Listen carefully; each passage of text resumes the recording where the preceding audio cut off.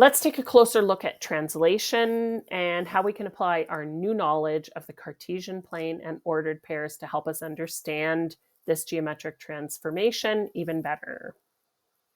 All right, I'm going to pop my camera away so we can really focus on this image. Let's look at this picture. It shows a triangle ABC. Some arrows showing a direction of movement that is basically diagonally right and down, and then another triangle that's exactly the same as triangle ABC. Triangle ABC was translated 5 squares right and 2 squares down. Notice how we use a small triangle symbol instead of writing out the whole word triangle every time that we want to say it. So that shows us that shape ABC is a triangle. Our new triangle is called the translation image, and we call that triangle A prime, B prime, C prime.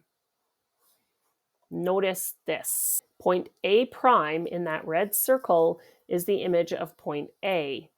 We write A and then that apostrophe, but we say A prime. That's very important. All right, this table here shows all the ordered pairs for each vertex of triangle ABC and its translation image, triangle A prime, B prime, C prime, that we were just looking at. Take a look at those x-axis values and tell me what you notice about them. So our x-axis values are the first number in each set of ordered pairs. Let's write them out and take a little closer look. This table shows the ordered pairs for each vertex of triangle ABC and its image, triangle A prime, B prime, C prime. And we were looking at those earlier. I'm going to pop my camera out of the way so that we can just focus on the picture here. Now let's look closely at each of the x-axis values for both triangle ABC and triangle A prime, B prime, C prime. So that is going to be our first number in each ordered pair. Let's see if we notice any kind of patterns or anything that might be helpful in noticing what is going on with our ordered pairs. I notice that vertex A has an x-axis value of 1, vertex B also has an x-axis value of 1, and vertex C has an x-axis value of 4. Vertex A prime has an x-axis value of 6, and vertex B prime has an x-axis value of 6 as well. So those stayed the same. 1 and 1, they were the same. 6 and 6, they were the same. And that makes sense because point A is right below point B, and point A prime is right below point B prime. So that makes sense that they would have the same x-axis value. But I do notice that going from 1 to 6 both times is an increase of 5. Let's see if that increase of 5 holds true for our c-axis value.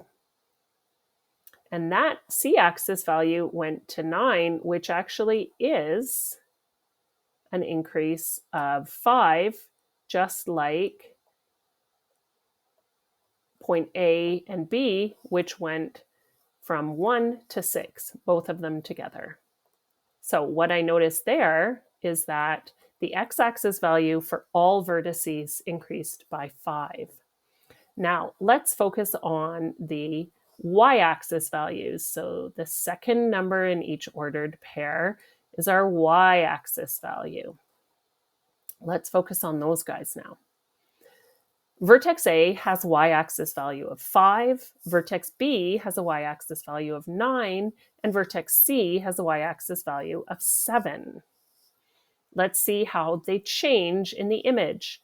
Vertex A prime has a y-axis value of 3. So we went from 5 to 3. So that is a difference of 2. And vertex B prime has a y-axis value of 7. We're going from 9 to 7, which is also a difference of 2. And vertex C has a y-axis value of 7, whereas vertex C prime has a y-axis value of 5. Again, a difference of 2.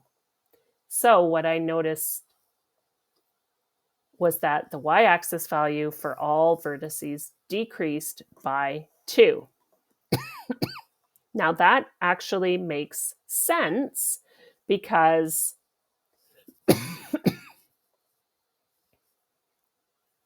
in this translation, each vertex moved 5 squares right and 2 squares down, as you can see indicated by these red arrows on the image.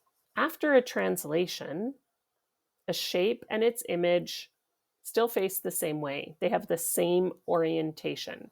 And again, as I pointed out earlier, if we take one line segment, let's say AB, and we extend it, we are pointing directly vertical.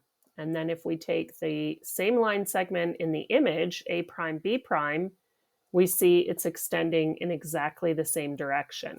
And the same thing would work if we were to do it with any of those line segments. So that's how we can tell that our shape is in the same orientation. It's facing the exact same way. The shape and its image are also congruent. That means that all corresponding sides and corresponding angles are equal. And we can show this by measuring the sides with a ruler and measuring the angles with a protractor.